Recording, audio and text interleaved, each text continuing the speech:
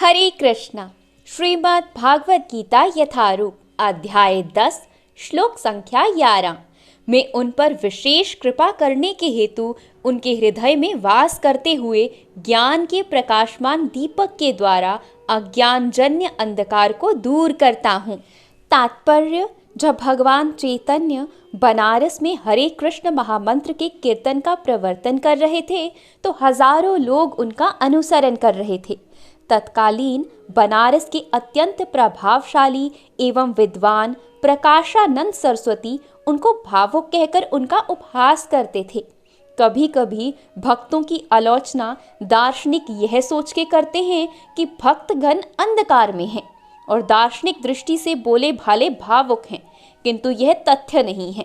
ऐसे अनेक बड़े बड़े विद्वान पुरुष हैं जिन्होंने भक्ति का दर्शन प्रस्तुत किया है, किंतु यदि कोई भक्त उनके इस साहित्य का या अपने गुरु का लाभ ना भी उठाए, यदि वह अपनी भक्ति में एकनिष्ठ रहे, तो उनके अंतर से कृष्ण स्वयं उनकी सहायता करते हैं।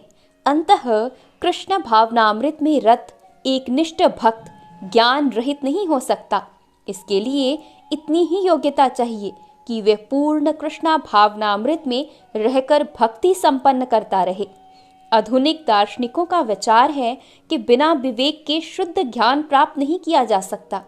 उनके लिए भगवान का उत्तर है, जो लोग शुद्ध भक्ति में रत हैं, भले ही वे पर्याप्त शिक्षित ना हों और वैदिक नियमों से पूर्णतः अवगत ना हों, किंतु भगवान उनकी सहायता करते हैं, जैसा कि इस श्लोक में बताया गया है।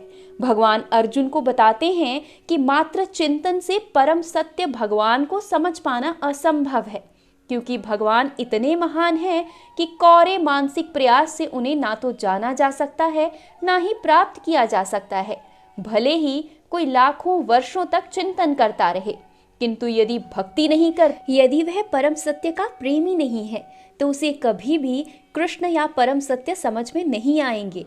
परम सत्य कृष्ण केवल भक्ति से प्रसन्न होते हैं और अपनी अचिंत्य शक्ति से वे शुद्ध भक्त के हृदय में स्वयं प्रकट हो जाते हैं।